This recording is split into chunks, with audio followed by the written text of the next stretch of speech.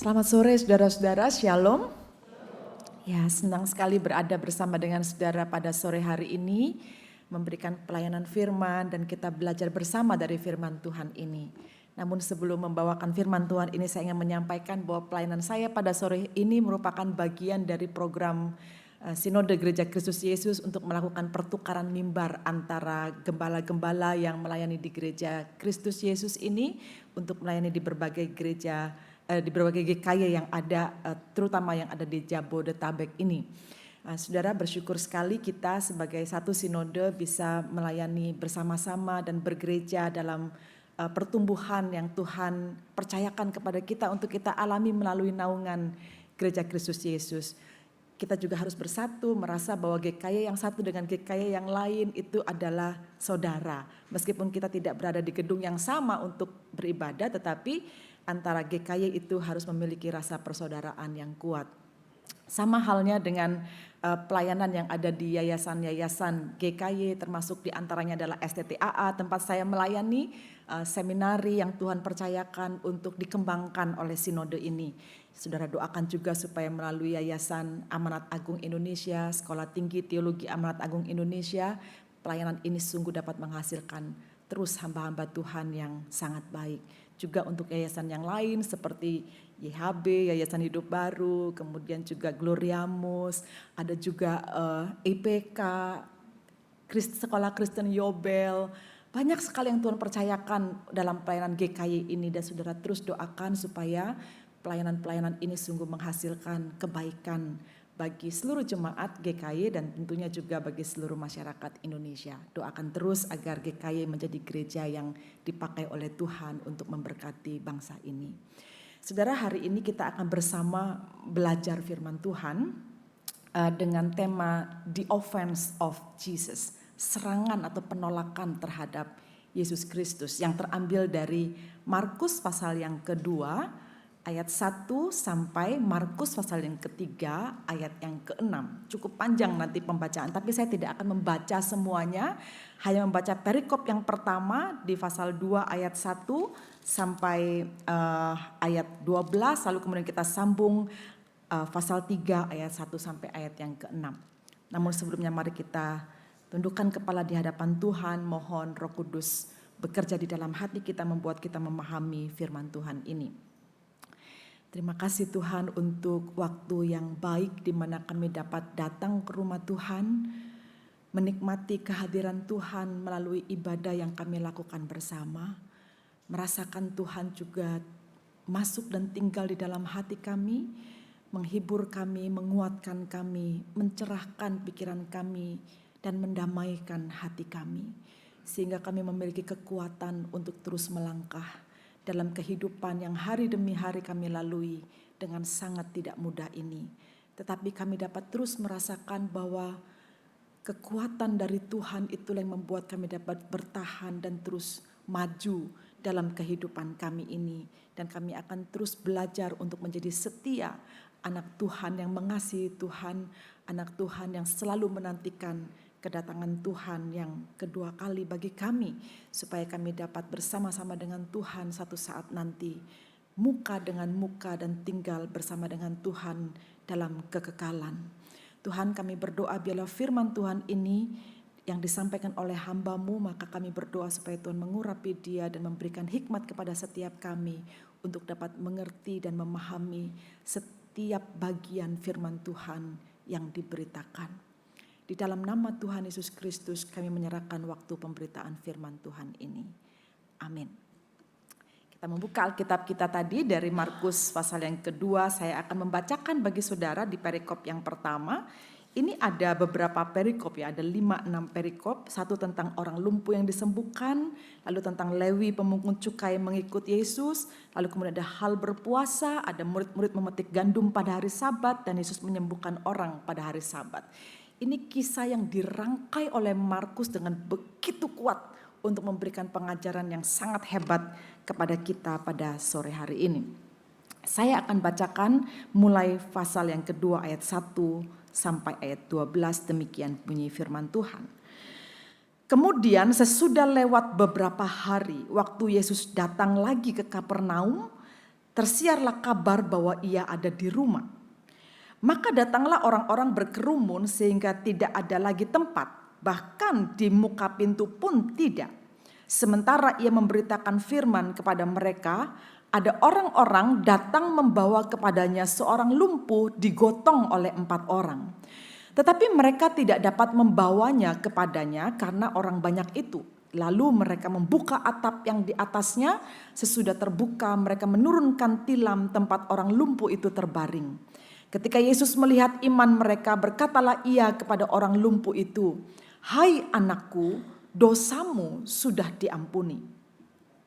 Tetapi di situ ada juga duduk beberapa ahli Taurat. Mereka berpikir dalam hatinya, mengapa orang ini berkata begitu? Ia menghujat Allah. Siapa yang dapat mengampuni dosa selain daripada Allah sendiri? Tetapi Yesus segera mengetahui dalam hati mereka bahwa mereka berpikir demikian. Lalu ia berkata kepada mereka, "Mengapa kamu berpikir begitu dalam hatimu?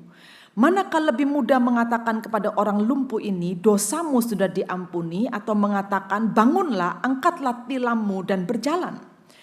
Tetapi supaya kamu tahu bahwa di dunia ini anak manusia berkuasa mengampuni dosa.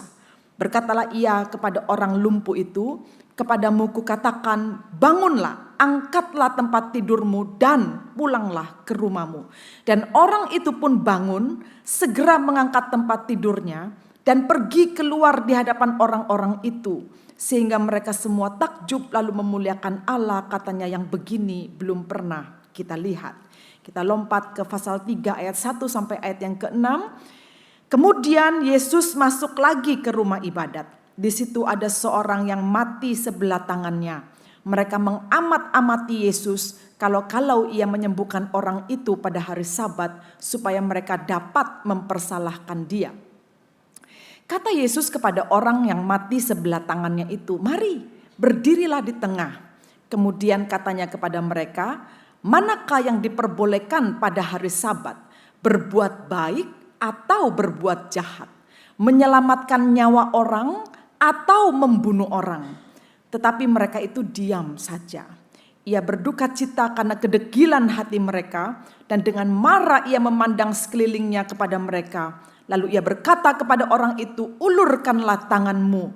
Dan ia mengulurkannya, maka sembuhlah tangannya itu. Lalu keluarlah orang-orang Farisi dan segera bersekongkol dengan orang-orang Herodian untuk membunuh dia. Saudara, ketika mempersiapkan khotbah ini saya teringat bahwa saya pernah membaca satu tulisan atau kisah cerita tentang seorang pendeta bernama Charles Spurgeon, seorang pendeta kebangsaan Inggris yang hidup di abad 19 dan menjadi berkat bagi begitu banyak orang oleh karena khotbah-khotbahnya.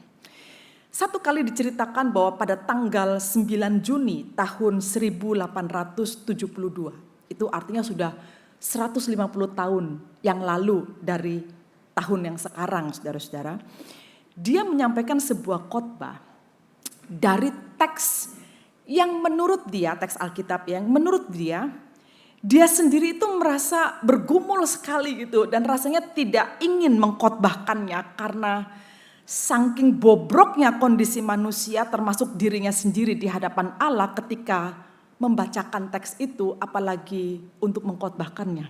Kayaknya dia nggak sanggup gitu untuk mengkhotbahkan teks itu. Tahukah saudara teks apa ini? Teks ini terambil dari tulisan Yohanes. Yohanes pasal 1 ayat 11, satu ayat saja, tetapi ini khotbah yang berat sekali menurut Spurgeon. Di situ dituliskan, kalau di dalam versi bahasa Inggris dikatakan begini, "He came unto his own, and his own received his not." Artinya kalau dalam bahasa Indonesia, dia datang kepada miliknya, tetapi orang-orang miliknya itu tidak menerima dia. Atau dia datang kepada miliknya, tetapi orang-orang miliknya itu menolak dia. Itu kan ironi ya, kalau umat Allah itu adalah miliknya Allah, tetapi ketika Allah itu datang kepada umatnya, malah ditolak begitu. Kan gak enak lah saudara ya. Misalnya kalau saudara punya anak gitu ya, saudara besarkan dia, saudara kasihi dia, pokoknya segala sesuatu saudara fasilitasi supaya anak ini bisa merasakan kedekatan dengan saudara. Tetapi ketika saudara datang kepada anak itu, lalu anak itu bilang, gak mau gitu, menolak kita gitu, dan bahkan mungkin mengusir kita, dan bahkan mungkin mau membunuh kita gitu. Itu rasanya gimana kita sebagai orang tua ini. Jadi ketika Spurgeon itu merasakan secara emosional ketika dia akan mempersiapkan khotbah dari teks ini, dia bilang aku seperti tidak sanggup mau mengkhotbahkannya karena menurut Spurgeon tidak ada yang lebih menyedihkan tentang cerminan sikap manusia kepada Allahnya dibandingkan dari apa yang dituliskan oleh Yohanes di dalam kalimat ini, di mana kemudian Spurgeon menyebut tindakan ini sebagai a gross act of ingratitude. Atau dalam bahasa Indonesia diartikan tindakan tidak tahu berterima kasih yang sangat menjijikkan sekali yang dilakukan oleh manusia terhadap Allah. Saudara, sungguh ironi, dia datang kepada umat kepunyaannya sendiri, katakanlah kalau di dalam konteks Yesus Kristus pada masa itu adalah umat Israel itu dalam pemikiran seluruh orang Yahudi adalah umat Allah gitu. Dan Yesus Kristus Sang Mesias anak Allah yang diutus untuk turun ke dunia ini, ketika dia datang di antara orang Yahudi, orang-orang Yahudi itu tidak menerima dia, menolak dia, dan bahkan tidak mengakui kemesiasannya. Dan Yesus harus terus bersama dengan mereka. Tetapi saudara-saudara yang sangat menakjubkan, sehebat apapun umat Allah ini menolak Yesus, Yesus ini tetap melayani mereka, tetap mengajar mereka, tetap mendatangi mereka dan berkhotbah, dan tetap melakukan mujizat di antara mereka, dan tetap mengasihi mereka. Penolakan yang tanpa alasan ini jelas memperlihatkan sisi kebrutalan manusia, saudara-saudara, atas sikapnya terhadap Allah yang sesungguhnya sangat mengasihi mereka. Maka tidak heran jika kemudian Spurgeon ini menyebut penolakan umat Allah kepada Allah itu di dalam Yesus Kristus ini sebagai tindakan brutal yang tidak tahu berterima kasih, yang sangat parah, yang sangat menjijikkan dan yang sangat memalukan sekali. Dan itulah gambaran diri manusia ini. Gambaran diri kita. Bukan hanya gambaran orang-orang Yahudi di masa lalu, tapi sebenarnya ini gambaran semua orang, semua umat Allah hari ini bahkan. Oleh sebab itu di dalam khotbahnya dengan sangat kuat sekali, kemudian Spurgeon ini mengatakan, saya sesungguhnya mengajukan tuduhan, mengajukan tuntutan yang ditujukan bukan hanya kepada orang-orang yang hidup di zaman Kristus itu, melainkan juga terhadap umat manusia yang secara umum ada di zaman ini, terhadap jemaat yang saat ini sedang mendengarkan khotbah saya secara khusus, dan terhadap diriku sendiri di dalam ukuran yang sangat menyedihkan sebagai umat Allah, oleh karena kita tidak sungguh-sungguh percaya bahwa Dia, Yesus Kristus adalah Allah. Saudara, sesungguhnya banyak sekali yang tidak pantas kita perlakukan kepada Tuhan. Secara sederhana saja ya saudara, di dalam kita mengikut Kristus, di dalam saudara hidup sebagai orang Kristen. Apakah kita ini adalah orang Kristen yang sungguh-sungguh, atau kita orang Kristen yang hanya sekedar datang dan pergi dari gereja gitu. Bahkan kita tidak bisa menikmati setiap ibadah yang dilakukan. Kita tidak peduli kita ini berdoa atau tidak berdoa, baca firman Tuhan atau tidak baca firman Tuhan. Kita tidak peduli kalau kehidupan kita itu betul-betul mempermalukan Tuhan ketika kita di pekerjaan kita, di masyarakat, dalam bisnis kita dan sebagainya gitu. Bukankah sebenarnya sikap-sikap seperti itu adalah sikap-sikap sebenarnya penolakan kepada Allah meskipun saudara tidak mengatakan aku menolak Dia. Orang Farisi dan orang Yahudi pun tidak secara eksplisit mengatakan aku menolak kamu ya, tidak begitu. Tetapi sikap-sikap hidupnya itu menunjukkan penolakan. Saudara, khotbah Spurgeon ini ya diberikan dalam waktu yang cukup panjang sebenarnya khotbah ini. Ketika diceritakan bagaimana Spurgeon dengan begitu emosional membawakan khotbah ini karena dia merasa hancur pada dirinya sendiri. Dia bukan hanya mengkoreksi orang, tetapi juga mengkoreksi dirinya sendiri. Dan itu sangat keras dan menyentak hati banyak orang, membuat jemaat itu menangis sepanjang khotbah ini diberitakan. Dan kemudian mereka menyadari bahwa mereka lebih tepat disebut sebagai pengkhianat Kristus daripada sebagai orang yang mengasihi Kristus. Ketika mereka mengevaluasi dari apa yang Spurgeon telah jelaskan di dalam khotbah itu. Saudara, apa yang saya katakan di dalam pendahuluan khotbah saya ini akan menghantar kita untuk memahami apa yang dituliskan oleh Markus di dalam perikop-perikop panjang yang di dalam satu kesatuan itu semuanya berisi the offense of Jesus, yaitu menyerang Yesus gitu. Dengan begitu kuat dan mengerikan sebenarnya. Saudara, membaca Markus 2 ayat 1 sampai pasal 3 ayat yang ke-6, maka saudara akan melihat bahwa penolakan umat Allah ini, penolakan orang-orang Yahudi ini berpola, ada patternnya, ada polanya saudara-saudara. Dari bentuk penolakan yang sepertinya halus karena penolakannya itu ada di dalam hati, sampai penolakan yang sangat keras sekali yaitu berencana untuk membunuh dia. Dan itu terjadi secara gradual. Dan itu terjadi secara peningkatan yang makin lama makin besar gitu. Kalau saudara membaca ya pola penolakannya ini, itu tersebar di bagian ayat ini. Kalau saudara membaca dari pasal 2 ayat yang ke-6, di situ dituliskan begini. Tetapi di situ ada juga duduk beberapa ahli Taurat dan mereka berpikir dalam hatinya. Enggak ngomong, cuman di dalam hati gitu. Apa yang mereka pikirkan di dalam hati? Mempertanyakan mengapa orang ini, maksudnya Yesus, berkata begitu. Maksudnya mengampuni dosa orang lumpuh itu gitu. Dan membuatnya berjalan. Dia menghujat Allah, kata orang-orang itu di dalam hati. Lalu saudara tidak berhenti sampai di sana. Kalau saudara membaca di ayat yang ke-16, maka saudara akan temukan bentuk penolakan yang berbeda. Di situ dituliskan begini, pada waktu ahli-ahli Taurat dari golongan Farisi melihat bahwa dia makan dengan pemungut cukai dan orang berdosa itu, berkatalah mereka kepada murid-muridnya, mengapa dia makan bersama dengan pemungut cukai? Ini udah gak dalam hati lagi nih, tetapi dia udah ngomong sama murid-murid gitu. Gurumu tuh kok duduk makan sama orang berdosa? Kan gak pantas dia duduk sama para pendosa dan pemungut cukai itu, udah mulai ngomong saudara. Ketiga, lebih berat lagi.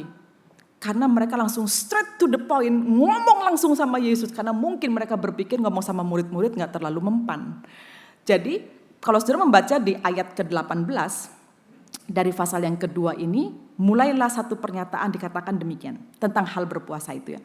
Pada suatu kali ketika murid-murid Yohanes dan orang-orang Farisi sedang berpuasa, datanglah orang-orang dan mengatakan kepada Yesus. Ini langsung offense-nya kepada pribadi Yesus.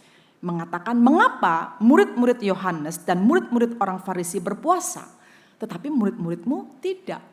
Jadi ngomong langsung kepada Yesus dan mempersalahkan Yesus. Lalu saudara-saudara, lebih dari itu, melangkah, ini polanya ya, melangkah lebih jauh dari itu, kalau saudara membaca ayat yang ke-6 dari pasal yang ketiga tadi, setelah Yesus menegur mereka soal mengapa dia lebih memilih menyembuhkan orang di hari Sabat daripada memelihara hari Sabat seperti hukum orang Yahudi yang tidak boleh melakukan apa-apa. Lalu marahlah orang-orang Farisi itu dan dikatakan di ayat 6, lalu keluarlah orang-orang Farisi dan segera bersekongkol dengan orang-orang Herodian untuk membunuh dia. Saudara hati-hati ya dengan penolakan, di offense. Ketika kita menyerang Yesus dalam satu titik gitu ya, mungkin tadinya cuma ngebatin di dalam hati, ujungnya itu bisa bersepakat atau bisa bersekongkol untuk melakukan pembunuhan kepada Yesus ini. Ini sebenarnya kan di masa itu Markus ingin memperlihatkan bahwa penyerangan kepada Yesus itu berpola gitu. Dan iblis memakai ini dengan luar biasa di dalam hati kita. Sedikit kamu memberikan ruang untuk meragukan Tuhan di dalam hidupmu, sedikit kamu membatin bahwa kamu tidak percaya bahwa Yesus Kristus itu adalah Tuhan, iblis akan terus menggiringmu untuk sampai pada satu titik di mana kamu bahkan ingin membunuh dia, meninggalkan dia dan menghujat dia. Saudara, sebenarnya semua penolakan ini cuma berasal dari satu problem di dalam diri umat Allah, yaitu tidak percaya. Gitu. Ada rasa nggak percaya gitu kepada Yesus. Coba tanya di dalam hati kita masing-masing ya. Dalam keberimanan kepada Kristus ini sedalam apa sih saudara? Percaya betul bahwa Yesus Kristus itu adalah Allah. Percaya betul bahwa dia adalah Allah yang memelihara hidupmu dan menebusmu dan menyelamatkanmu dan memberikan kepadamu jaminan hidup kekal. Seberapa dalam saudara tuh yakin bahwa Yesus Kristus itu adalah Allah yang sempurna memelihara saudara. Bukankah kita sering mempertanyakan gitu ya. Pada waktu kita bergumul, pada waktu kita punya masalah besar, pada waktu kita sakit gak sembuh-sembuh, pada waktu kita merasa punya masalah yang terus bertubi-tubi datang, mulai muncul di dalam hatimu keraguan dan mempertanyakan sebenarnya Tuhan ini ada apa enggak? Sebenarnya Tuhan ini sesungguhnya siapa dia? Kok saya gak bisa merasakan dia gitu. Saudara, mungkin saudara masih membatin dan tidak mengatakan apa-apa gitu. Tetapi Markus memperlihatkan apa yang awalnya dari sekedar membatin, itu betul-betul pada ini digiring pada satu kondisi yang sangat parah sekali. Sampai pada satu titik mereka bisa berencana untuk membunuh Kristus ini. Ngeri lah saudara. Ketika kita mulai membuka space untuk meragukan siapa Tuhan, itu kita akan digiring lebih jauh dan semakin meninggalkan dia. Nah, mari kita perhatikan ya, bagaimana pola penolakan ini terjadi di dalam catatannya Markus. Yang pertama, dia membawa kisah orang lumpuh yang disembuhkan oleh Yesus. Kisah ini kan kisah yang sangat dramatis sekali, ya kan? Yaitu bagaimana ada teman-teman orang yang lumpuh ini berusaha dengan keras agar temannya yang lumpuh itu dapat berjumpa dengan Yesus supaya dapat disembuhkan. Sederhana sebenarnya. Tetapi karena orang berjubel dan begitu banyak, bahkan di depan rumah itu pun sudah tidak ada tempat buat mereka bisa menerobos masuk membawa temannya yang digotong di atas tikar itu untuk bisa dihadapkan kepada Yesus, maka mereka naik ke genteng rumah itu, ke atas rumah itu, membuka gentengnya dan menurunkan orang lumpuh itu tepat di depan Yesus. Ketika Yesus melihat iman yang seperti ini, tergeraklah hatinya dengan belas kasihan melihat orang lumpuh itu. Saudara, ketika Yesus mengatakan untuk kali ini,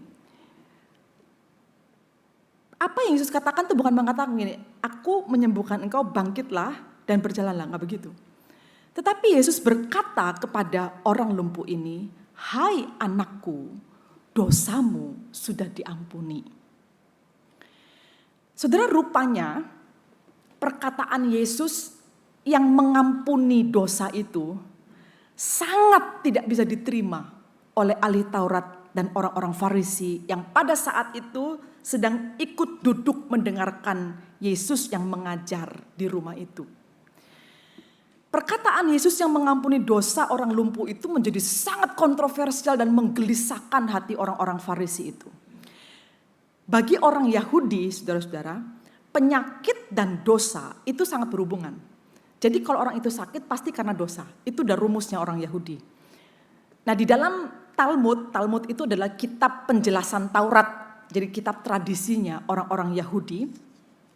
Itu di dalam salah satu ayatnya itu jelas mencatat bahwa tidak seorang pun dapat bangkit dari ranjang sakitnya sampai semua dosanya diampuni. Itu dalam pemikiran orang Yahudi demikian. Nah, pengampunan dosa itu buat orang Yahudi hanya dapat dilakukan oleh Allah Yehova, Allah Yahweh gitu. Allahnya orang Israel.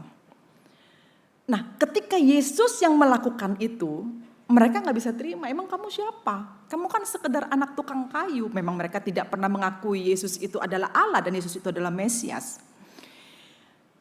Jadi ketika Yesus menyatakan pertama kali kalimat pertamanya adalah dia mengampuni dosa orang yang lumpuh itu.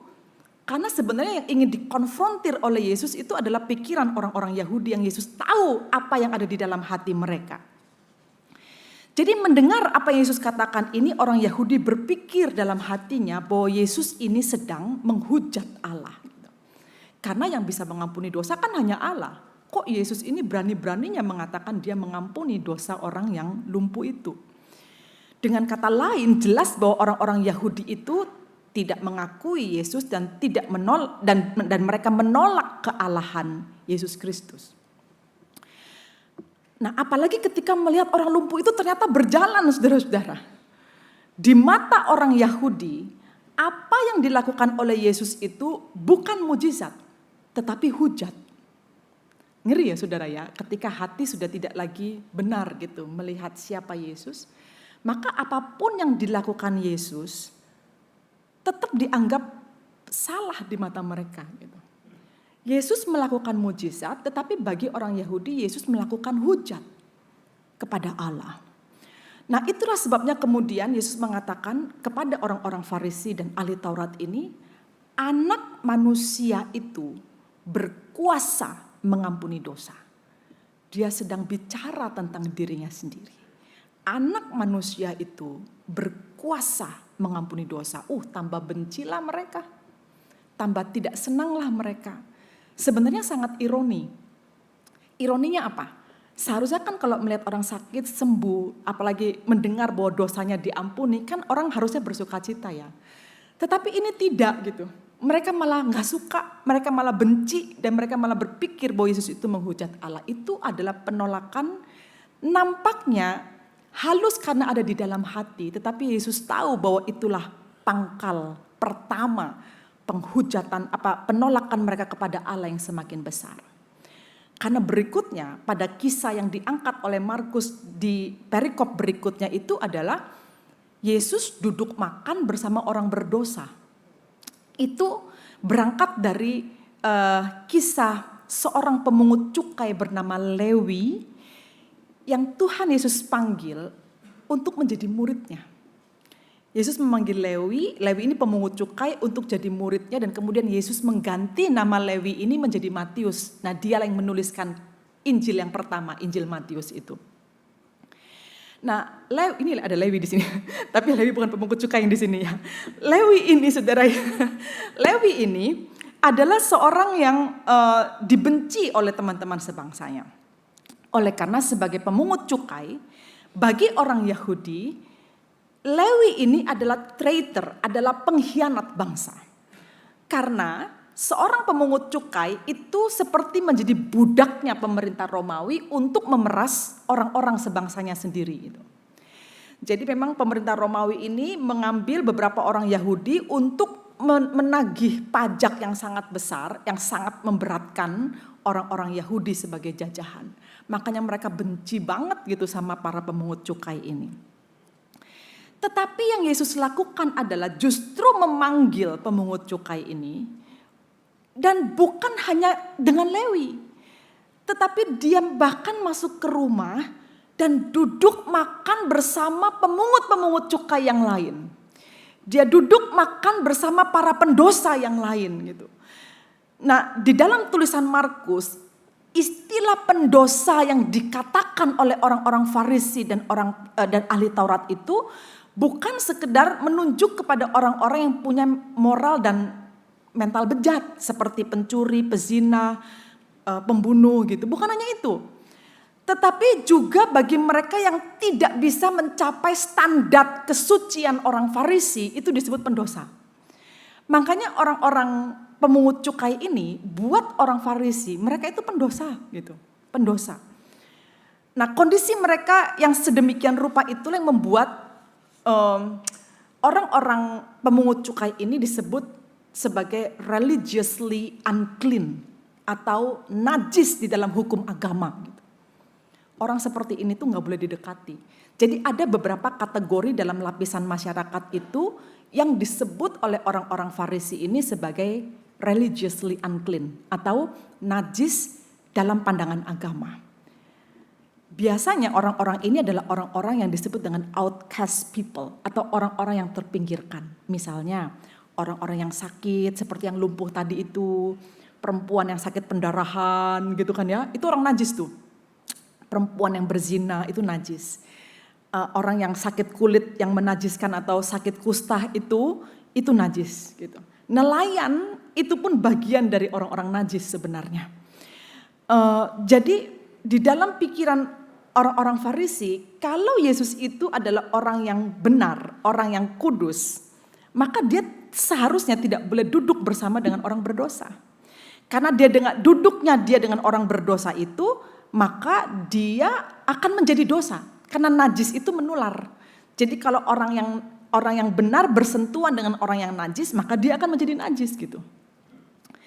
Saudara, Yesus itu tahu persis apa yang dipikirkan oleh orang-orang ini. Meskipun mereka tidak mengatakan kepada Yesus langsung, tapi ngomongnya sama murid-murid gitu. Itu lihat tuh gurumu kok duduknya sama orang pendosa gitu kan ya. Lalu kemudian Yesus yang mengetahui pikiran mereka itu mengatakan begini, bukan orang sehat yang memerlukan tabib, tetapi orang sakit. Aku datang bukan untuk memanggil orang benar, tetapi orang berdosa. Dia jelas sekali mengatakan posisinya apa. Sebagai Allah yang turun ke dunia menjadi manusia itu untuk siapa gitu. Yaitu bukan untuk orang yang merasa benar seperti orang-orang Farisi itu. Tetapi dia datang untuk orang-orang berdosa yang menurut mereka tidak layak dan najis secara agama. Saudara, di dalam hal inilah kemudian Yesus benar-benar membuktikan perkataannya bahwa sepanjang perjalanan hidupnya melayani di dunia yang 3,5 tahun itu, setiap hari, setiap saat dia terus berinteraksi dengan orang-orang najis dan orang-orang berdosa itu untuk menyelamatkan mereka. Aneh sekali, di penolakan yang kedua ini polanya adalah kalau tadi kita melihat mereka menolak, mereka mengoffense Yesus, menyerang Yesus oleh karena Yesus menyembuhkan orang sakit dan membuatnya berjalan dan mengampuni dosanya. Yang sekarang mereka juga tidak senang bahwa ada satu orang yang diselamatkan dan kemudian dia duduk dan dekat dengan orang berdosa. Mereka tidak senang gitu. Lalu kemudian rasa tidak suka ini kepada Yesus terbawa lebih jauh. Yaitu pada kisah yang ketiga adalah tentang Yesus dan murid-muridnya yang tidak berpuasa. Sedangkan murid-murid Yohanes dan orang-orang Farisi, ahli Taurat itu memiliki kebiasaan berpuasa yang sangat ketat gitu loh saudara. Kok kamu gak berpuasa? Kok murid-muridnya gak berpuasa gitu? Murid-murid Yohanes itu memiliki kebiasaan berpuasa untuk menunjukkan pertobatan mereka gitu. As a sign of repentance. Jadi murid-murid Yohanes itu berpuasa karena mereka ingin bertobat. Tetapi kalau murid-murid orang Farisi dan bahkan orang Farisi atau ahli Taurat berpuasa itu untuk membuktikan kesalehan diri. Kan mereka terus-menerus ingin mencari tahu ya pengakuan orang gitu bahwa mereka itu adalah orang saleh. Kalau saudara membaca di dalam Injil Lukas pasal 8 ayat 12 di situ dituliskan bahwa orang Farisi memiliki kebiasaan puasa 2 kali dalam seminggu. Hebat nggak saudara? 2 kali dalam seminggu sebagai bukti kesalehannya. Gitu. Jadi mereka gelisah kalau melihat ada orang yang tidak berpuasa seperti mereka. Nah kemudian untuk hal ini mereka mempertanyakan langsung kepada Yesus dan bukan lewat murid-murid seperti sebelumnya.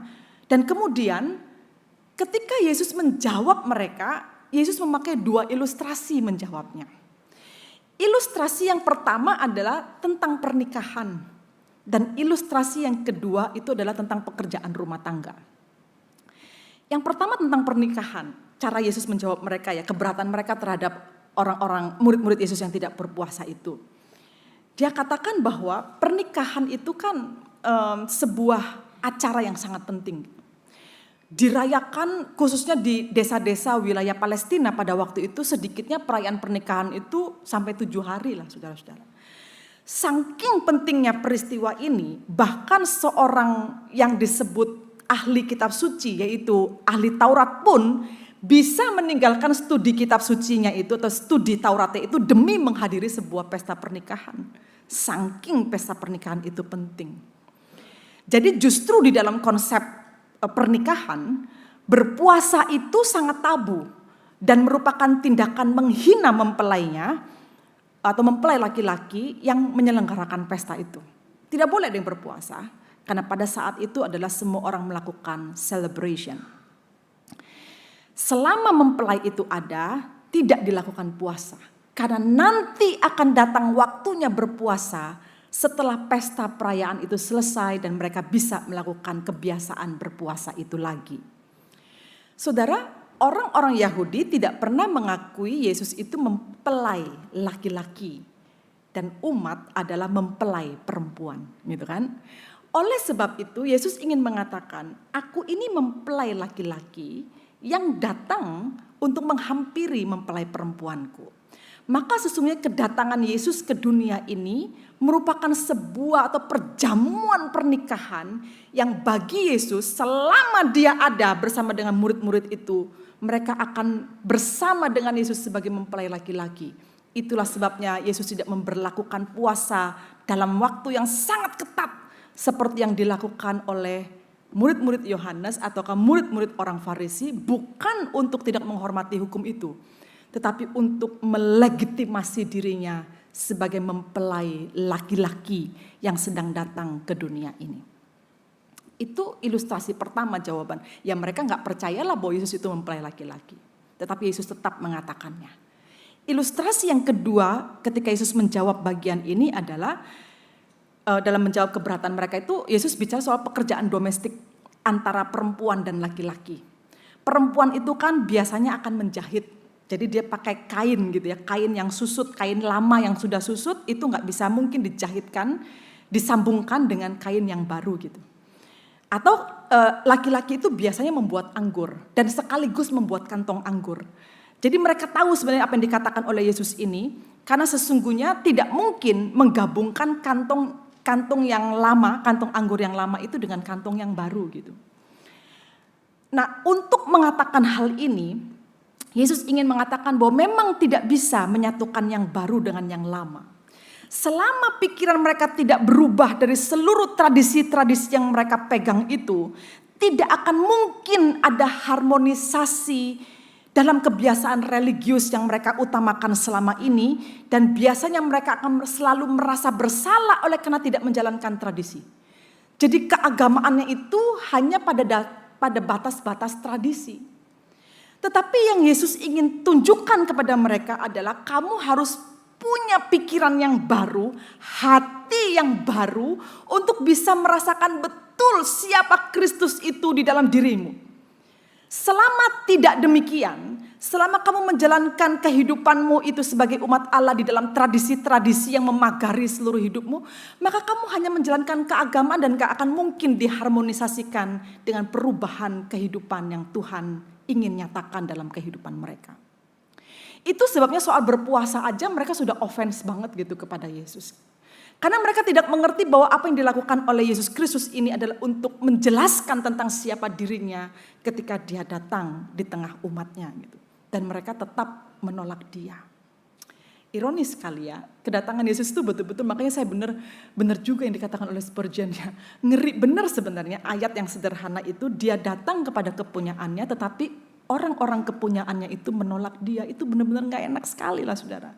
Mengerikan sekali kondisi itu gitu. Oke lah sampai di sini kenyataan penolakan itu sudah semakin besar. Ternyata ini menggiring pada penolakan yang lain. Yaitu ketika bicara soal hukum Sabat. Jadi kisah keempat yang dituangkan di dalam tulisannya Markus ini adalah merupakan kisah penolakan orang Farisi dan ahli Taurat tentang praktik melakukan sesuatu pekerjaan di hari Sabat. Yaitu murid-murid memetik bulir gandum di hari Sabat untuk mereka makan. Dan Yesus menyembuhkan orang sakit di hari Sabat. Itu jadi problem besar sekali. Dan menjadi penolakan besar dari orang-orang Farisi ini sampai mereka berupaya untuk ingin membunuh Yesus. Kenapa demikian? Karena memelihara hari Sabat adalah the most sacred duties of Israel. Jadi memelihara Sabat itu adalah sebuah tugas yang sangat penting, tugas yang sangat kudus yang harus dilakukan oleh orang Israel. Kalau saudara ingat ya, pada saat Yesus mati di kayu salib. Itu hari sudah menjelang sore dan jam 3 jam lagi itu sudah masuk ke hari Sabat. Di Jumat sore pukul 6 itu sudah masuk hari Sabat. Saudara tahu bagaimana perempuan-perempuan itu cepat-cepat untuk membuat rempah-rempah supaya jangan sampai ketika masuk hari Sabat mereka udah gak boleh membuat apa-apa lagi gitu.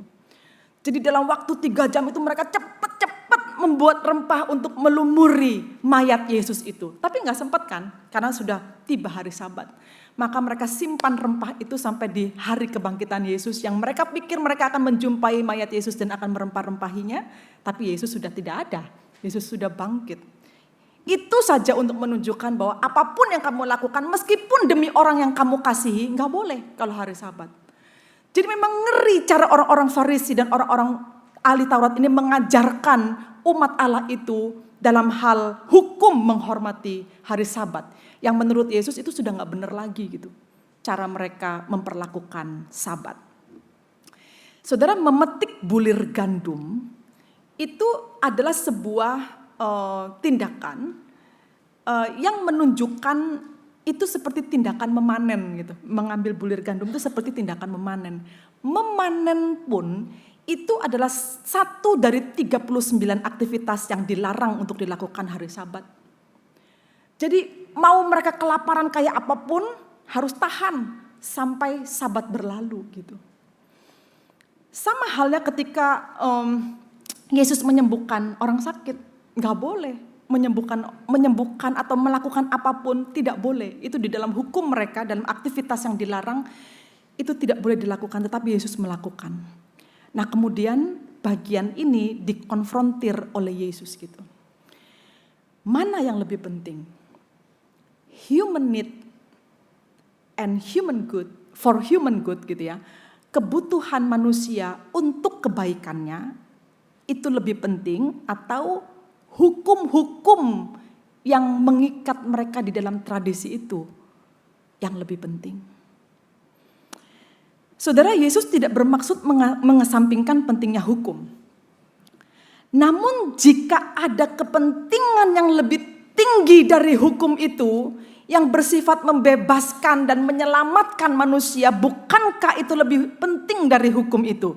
Jadi jika ada kepentingan yang lebih tinggi dari hukum itu, you can break the law. Kamu bisa membreak atau kamu bisa mematahkan hukum itu demi untuk mendapatkan kepentingan yang lebih tinggi, yaitu keselamatan manusia dan pemenuhan kebutuhan manusia. Saudara, ini sebenarnya peringatan besar loh buat kita ya. Kadang-kadang kita di dalam gereja itu sibuk dengan ngomongin peraturan-peraturan hukum-hukum gereja, sementara ada banyak sekali kebutuhan-kebutuhan jemaat yang sometimes kadang-kadang itu cepat sekali harus dilayani gitu. Tapi kita masih sibuk ngurus, oh ini peraturannya nggak begini, ini peraturannya nggak begini. Saudara, itu benar-benar tidak cocok sama sekali dan itu yang dilakukan oleh Yesus. Mereka offense kepada Yesus, menyerang Yesus oleh karena dia melanggar hukum. Tapi Yesus katakan hukum ini ya dibuat bukan untuk membuat kamu tidak memperhatikan sesamamu manusia gitu. Hukum ini dibuat supaya kamu bisa lebih punya pemikiran dan keputusan dirimu sebagai human. Sebagai manusia yang diciptakan oleh Allah dalam gambar dan rupa Allah. Memutuskan manakah yang lebih penting. Kalau hukum itu menghambat kebaikan bagi manusia, ya kamu rubah hukumnya. Supaya kebaikan manusia, keselamatan manusia, pembebasan manusia itu lebih diutamakan, karena disitulah sebenarnya hal yang paling penting. Hukum itu dibuat untuk manusia, bukan manusia untuk hukum. Jadi jangan menjadi orang yang sangat legalistik. Karena semakin legalistik, kita akan semakin offense terhadap Kristus. Nah, ketika hukum sudah tidak bisa lagi mendatangkan kebaikan bagi umat manusia, bukankah keselamatan umat manusia itu lebih penting dari semua hukum itu?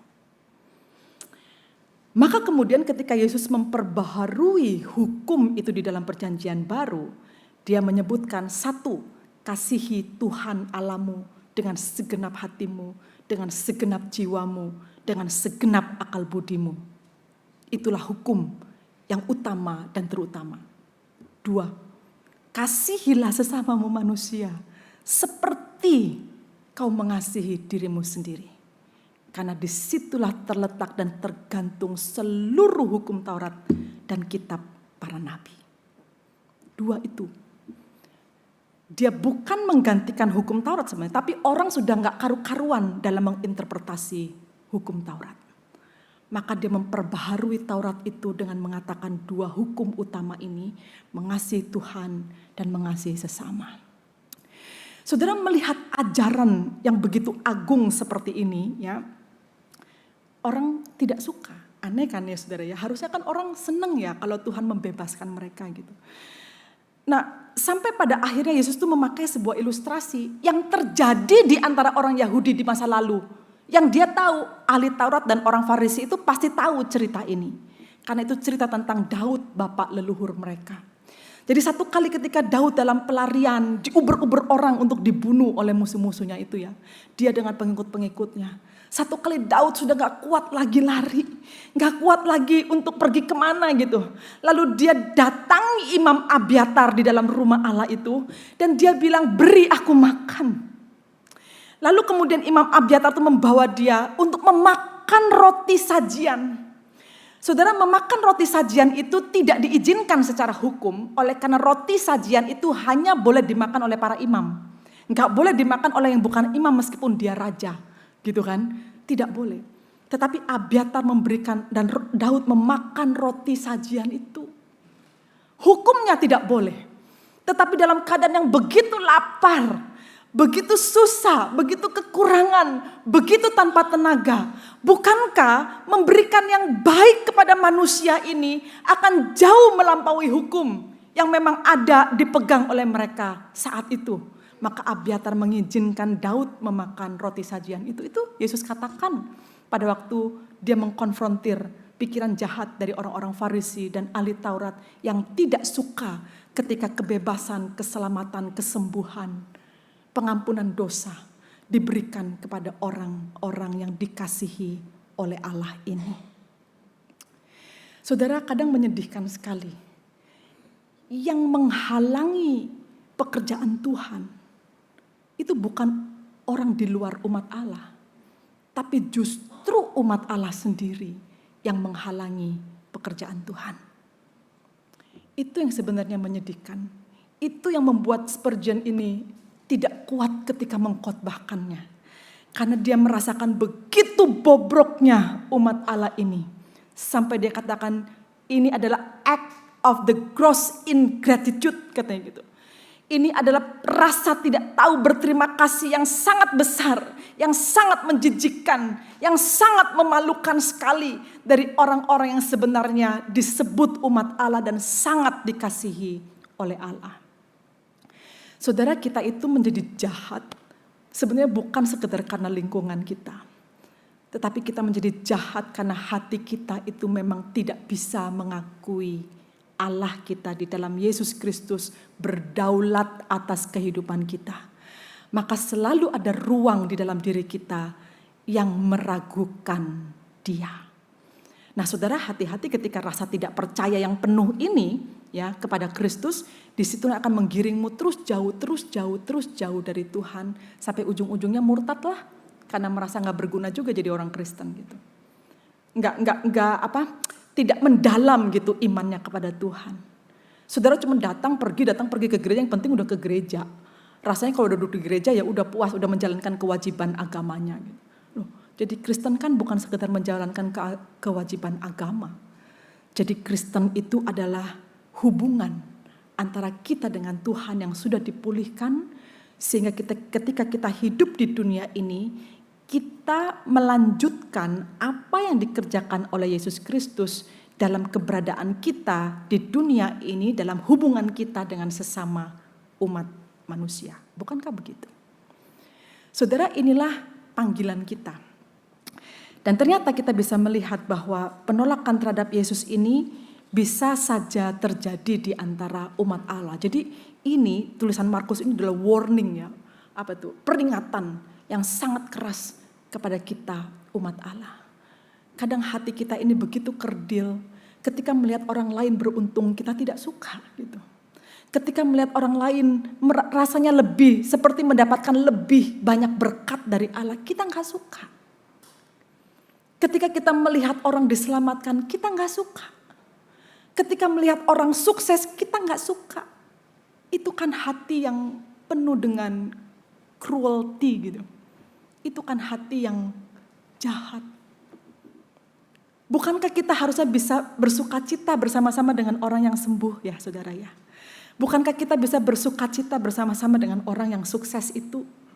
Bukankah kita bisa bersukacita gitu untuk bisa melihat orang menjadi kenyang oleh karena Tuhan memberkati mereka? Kenapa kok selalu ada rasa iri? Kenapa kok ada rasa tidak terima? Kok selalu ada merasa Tuhan membeda-bedakan?